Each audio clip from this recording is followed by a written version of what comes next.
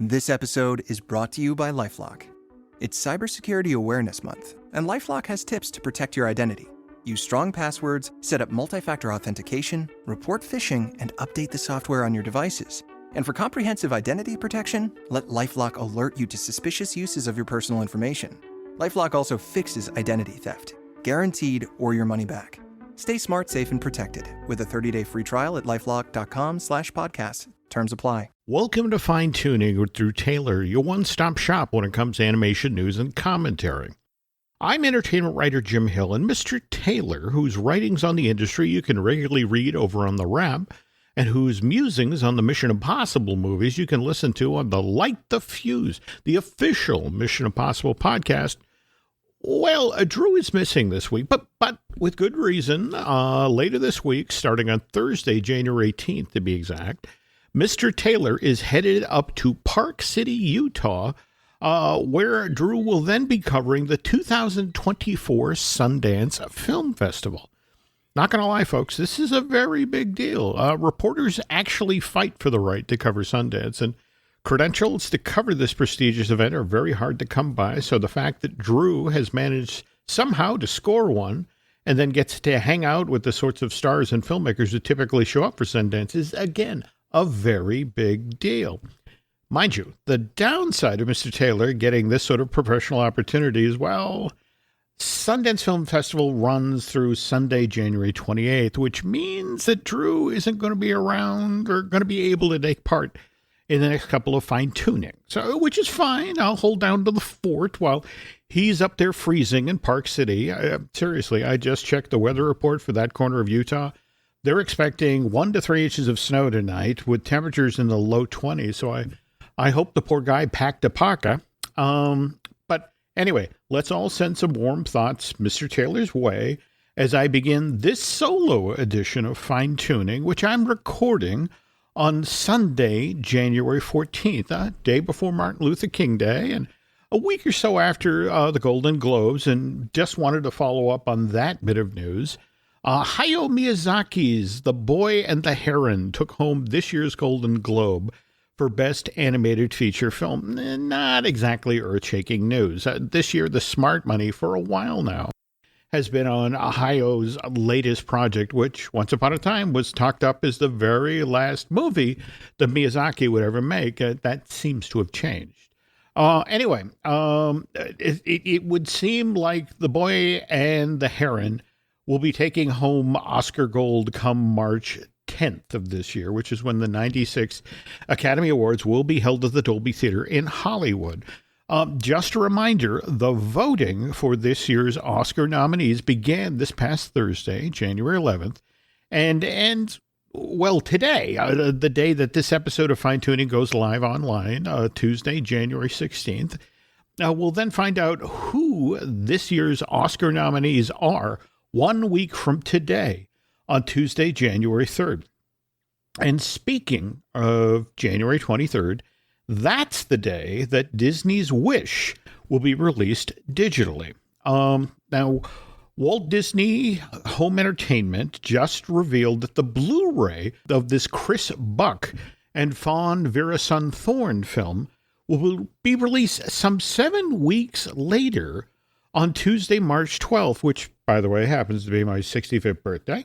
That's quite the gap between the digital release of a new Walt Disney Animation Studio production and the Blu-ray of that same film. And I wanted to know if Disney had done the same thing last year with Strange World. So I did a little research out ahead of today's show. And that Don Hall film originally opened in theaters on November 23rd, 2022, whereas the digital version of Strange World, that became available on all major platforms on December 23rd of that same year, again, 2022.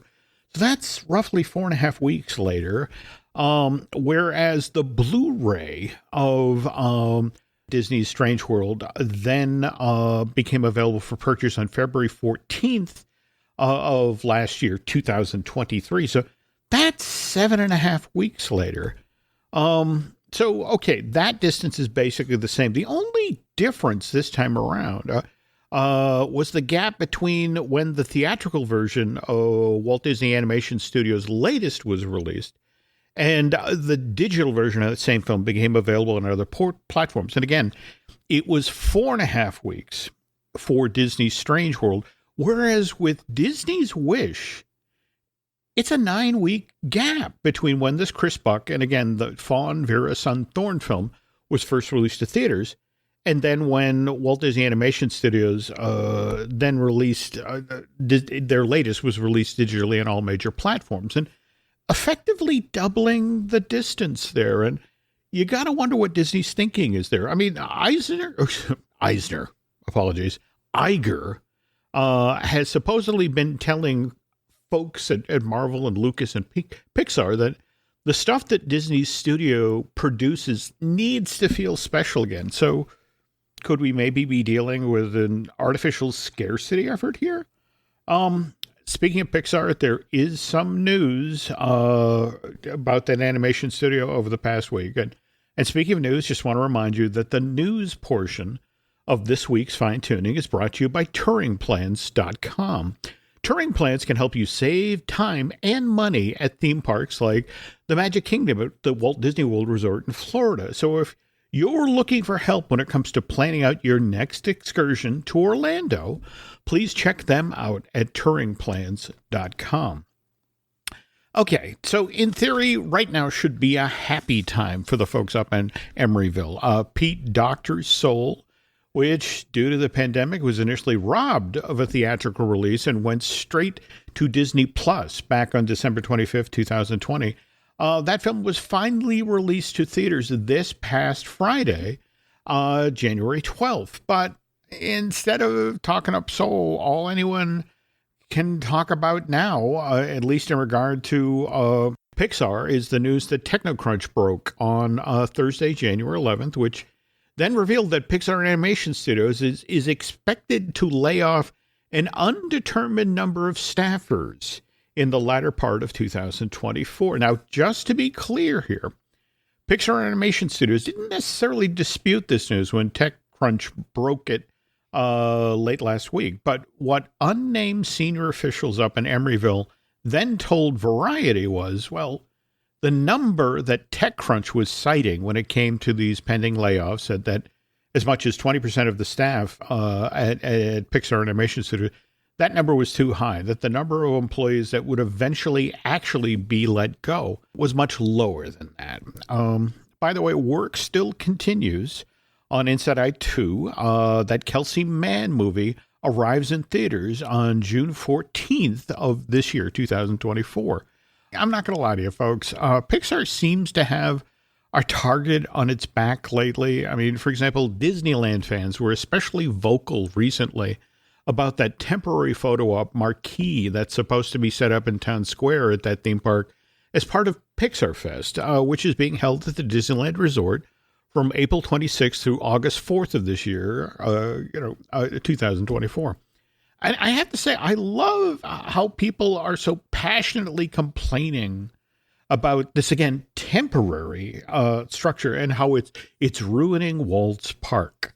And it's like, oh, honey, if you find the Pixar Fest photo op marquee in Town Square so offensive, just be happy that you're alive now rather than back in the mid-1980s, which is when State Fair, Blast to the Past, and Circle Fantasy were presented at that same theme park. That's when you would have found tight ropes stretched across Main Street, full-sized Ferris wheels set up in the hub, not to mention greasers and girls in poodle skirts wandering up and down that turn-of-the-century small-town America.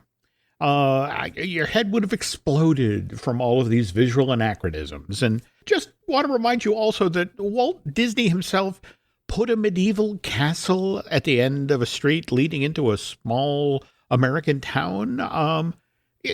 Walt did this all the time, put things together that didn't necessarily fit or make sense from a thematic point of view. Again, let's talk about, you get on the train at Tomorrowland. So, what's the first thing you see after you pull it out of the station? You see dusty stuffed animals in the Grand Canyon diorama, followed by animatronic dinosaurs in primeval world. And then your journey ends in turn of the century, America at Main Street Station. And why? Why do any of these disparate elements make any sense from a storytelling point of view? Nope. But because Walt Disney was in charge of Disneyland Park when these elements were set into place, we accept it because, well, Walt did it. So it's got to be good, right? This is kind of why I get tired listening to that subset of Disney theme park fans who are constantly complaining about how the company is ruining things by changing Walt's park. And this especially makes me crazy when they start whining about Epcot, because let's be honest here, people. Walt had been dead for a decade when the Imagineers finally locked in their design for Epcot the theme park, not Epcot the city. So that place with Figment, the little purple dragon, sure. Feel free to get a selfie of yourself with the new statue of Walt that they just set up at Dreamer's Point. But just understand that theme park, as enjoyable as it may be, was not what the company's founder wanted to build when he bought all of that swampland in Central Florida. And again, not to be obnoxious here, but Walt the man had very little, if anything, to do with the design of the place we know today. Okay, so I know that rant is going to get me letters from the Disney diehards out there, so let me just double down here and say that the feature on the second half of today's show is going to have nothing to do with Disney. It's actually about the early days of Hanna-Barbera and what it took William Hanna and Joe Barbera to get their very first animated series for television out the door. The story involves a surprising amount of Hollywood history. Both Charlie Chaplin and Harry Cohn, the infamous head of Columbia Studios, they make a cameo appearance in this tale, which is why you might want to stick around and give it a listen. But first, this. This episode is brought to you by Netflix. New players, new games, new rules. Squid Game, The Challenge returns for a gripping second season. 456 contestants from all walks of life, competing in the ultimate test of strategy, alliances, and endurance. For a life-changing prize of $4.56 million. With stakes this high, why make friends when you can make millions? Watch Squid Game, The Challenge Season 2, only on Netflix November 4th. This episode is brought to you by LinkedIn. Healthcare professionals can lead their careers with LinkedIn. Discover jobs by specialty, preferred shifts, and even desired salary. From mental health therapists to radiology technicians, it's now faster and easier for healthcare professionals to find the right fit. Learn more at linkedin.com/healthcare. Side effects may include faster job placement, improved work-life balance, and increased career satisfaction. This is a real good story about Bronx and his dad, Ryan, real United Airlines customers. We were returning home, and one of the flight attendants asked Bronx if he wanted to see the flight deck and meet Captain Andrew. I got to sit in the driver's seat. I grew up in an aviation family, and seeing Bronx kind of reminded me of myself when I was that age. That's Andrew, a real United pilot. These small interactions can shape a kid's future. It felt like I was the captain. Allowing my son to see the flight deck will stick with us forever. That's how good leads the way.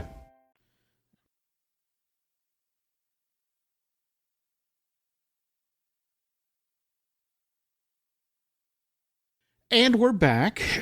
Okay, now on to today's feature. Earlier this week, I was over on YouTube where someone had lovingly stitched together the opening numbers, title sequences for several dozen Saturday morning cartoons that Hanna-Barbera produced. And to be honest, I was kind of shocked at how many of these theme songs I could sing along with verbatim without missing a word. And we've got a gorilla for sale, Magilla gorilla for sale.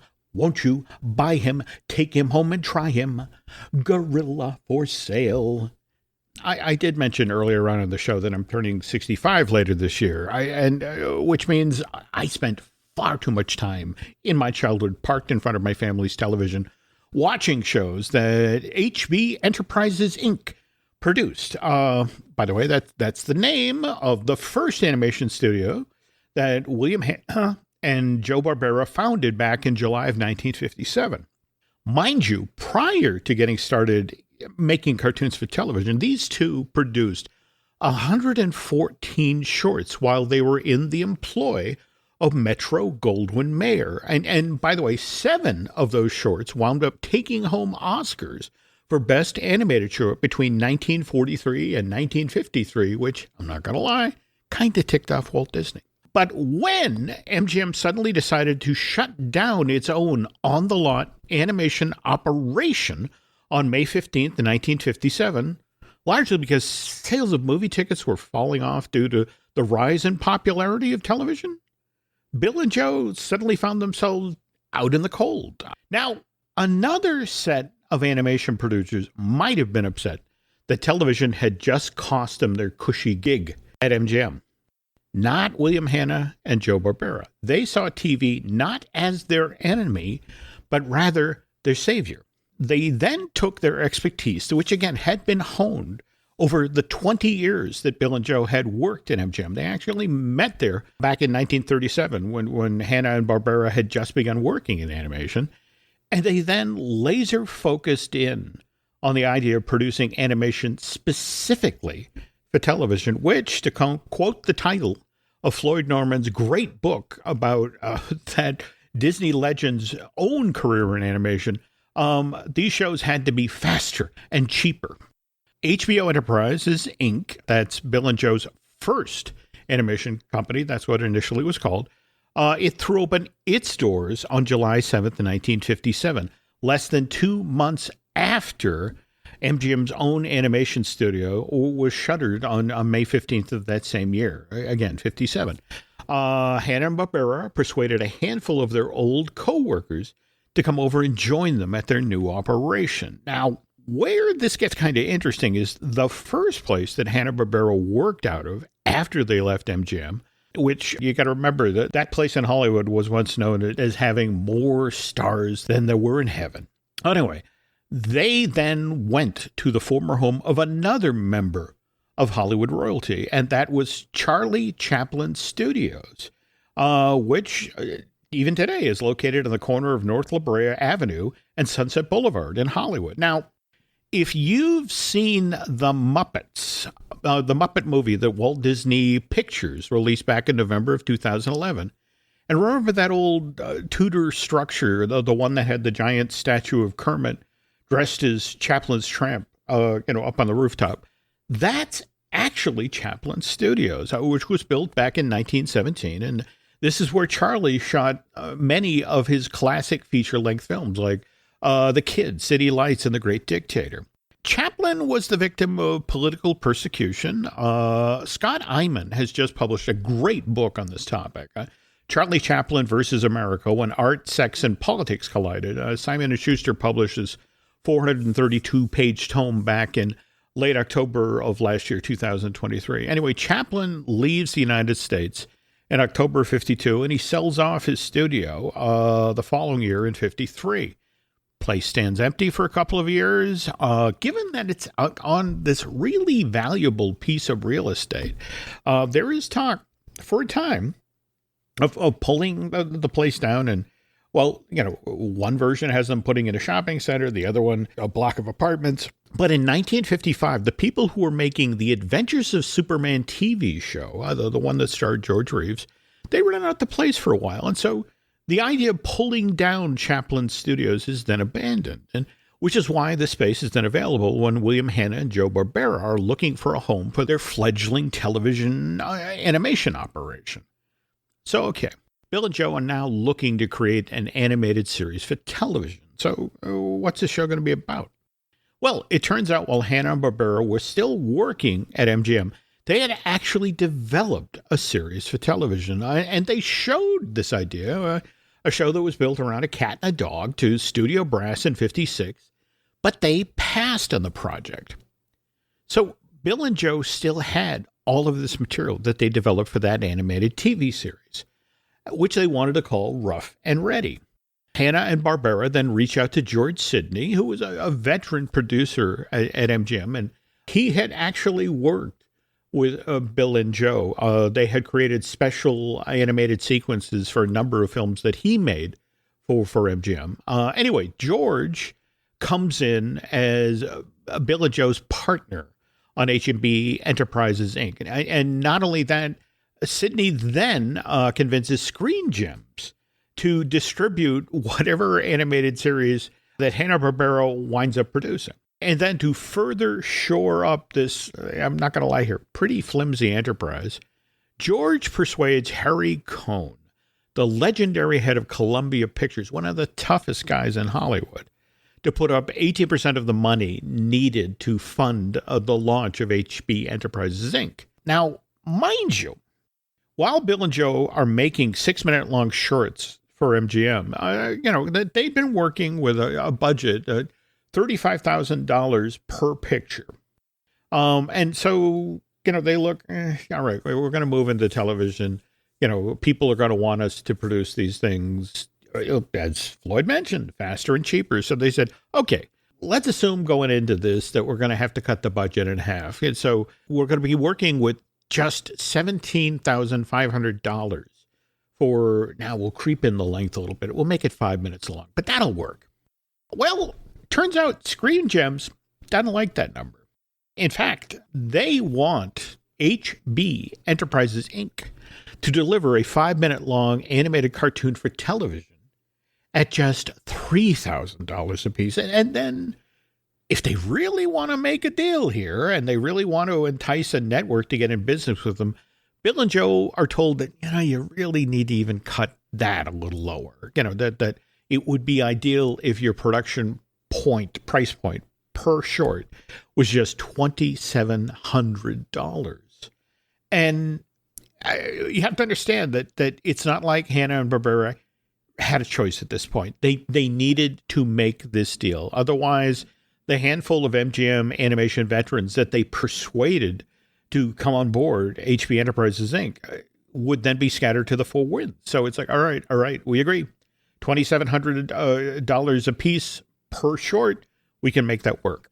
But then it gets worse. This is when the executives of Screen Gems reveal that, okay, we were just talking with NBC. They love this idea. However, they need episodes of Rough and Ready to go on the air by December 15th of this year, 1957. Again, so it's just 5 months after they've launched the studio. And look, not going to lie, an impossible situation. But Bill and Joe huddled together with their creative team in the old Charlie Chaplin studios and then really began pushing the envelope when it came to the term limited animation.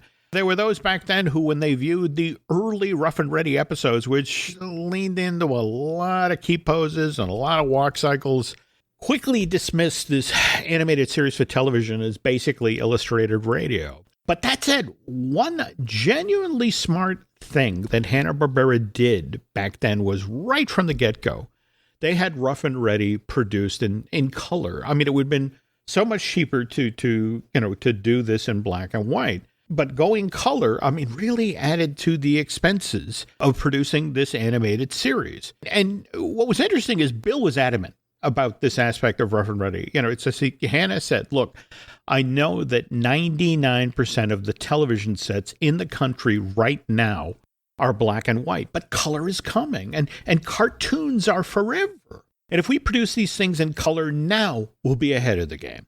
Later on, Bill Hanna would say producing Rough and Ready in color, while it did cut into HB Enterprises, Inc.'s initial profit margins, was honestly one of the smartest things he ever did, because that Hanna-Barbera animated series, because it was done in color, it then extended Rough and Ready's overall shelf life. And okay, so the very first episodes of Rough and Ready debut on NBC on December 14th, 1957. Again, less than 5 months after HB Enterprises, Inc. had been formed. This produced for television animated short, they were so well received that NBC quickly signs Bill and Joe to a 5-year-long contract to produce additional animated series for that network, which then led to the creation of Huckleberry Hound, Yogi Bear, Quick Draw McGraw, Pixie Dixie, and Mr. Jinx, Augie Doggy, and Doggy Daddy, let alone the Flintstones.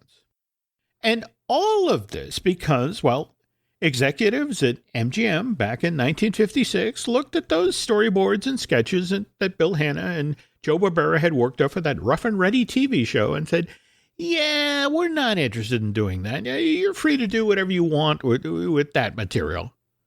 Because that's not how studios work today, folks. If you produce something while you're on a studio's payroll, that material then becomes that company's IP. And I honestly have to wonder, sitting here, in 2024, looking back to, 57, why is it that somebody at MGM didn't sue HB Enterprises, Inc. back in the late 50s, early 1960s? I mean, Rough and Ready was a big success for NBC. It ran for 3 seasons on the network. There were 156 episodes produced. A lot of commercial time, most of it, by the way, for Kellogg's cereal and Ideal Toys, was sold for that show. And MGM legally would have had a right to claim a good chunk of that change if they'd just gone to court and said, hey, Rough and Ready was developed on our dime while Bill Hanna and Joe Barbera were still working at MGM. We have a legal right to some of that money that those characters have earned for HB Enterprises, Inc. And I wonder why that never happened. And speaking of things I wonder about, who will Drew and his equally talented co-host, Charles Hood, be talking to on this week's episode of Light the Fuse, the official Mission Impossible podcast? And speaking of podcasts, I want to remind you, we have a couple of them here at Jim Hill Media that we'd like you to check out. There is, of course, Disney Dish, which I do with Len Testa. Likewise, Brian Gahn and I just recorded a brand new episode of Looking at Lucasfilm that should, in fact, drop tomorrow. And worth noting here that Eric Hersey and I are working on a revival of our Universal podcast, which might show up here as early as late this week. Oh, also want to remind you that Len and I, our newest project, Disney Unpacked, our first ever video series, which we're producing in collaboration with veteran Imagineer Jim Schul. This month's episode is about Mickey's Birthday Land, whereas next month's episode, which will debut on Sunday, February 4th over on Patreon, is kind of a sequel. That Disney Unpacked will discuss the development and construction of Mickey's Toontown, which opened at Disneyland Park out in California on January of 1993. Beyond that, I want to take a moment here and to sincerely thank those of you who contributed to the GoFundMe that Len Testa and Tim O'Brien set up to honor Aaron Adams' memory, our late great producer. Their original goal there was to raise $5,000 to help Sabrina Geiger, that's Aaron's widow, with the unexpected bills that are associated with Aaron's untimely passing. But thanks to your generosity, there's now more than $15,000 sitting in that GoFundMe account. And I have to say, you guys are just the best. So, all right. Anyway, heading out the door here, want to remind you about social media, to keep tabs on what Drew's up to. You want to head over to X Twitter, where his handle is Drew Tailored, like a tailored suit. Whereas you can find me on X, Twitter, whatever. Also Instagram as Jim Hill Media, and on Facebook as Jim Hill Media News. Final favor to ask here, folks.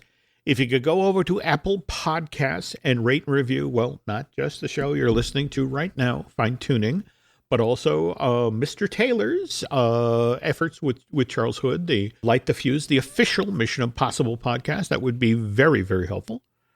And I think that's going to do it for this week. So, like I said, please send some warm thoughts Drew's way, because it gets cold up there in Park City. Let's all look forward to the stories he's going to bring back from Sundance. But thanks for listening. Until next time, take care, okay?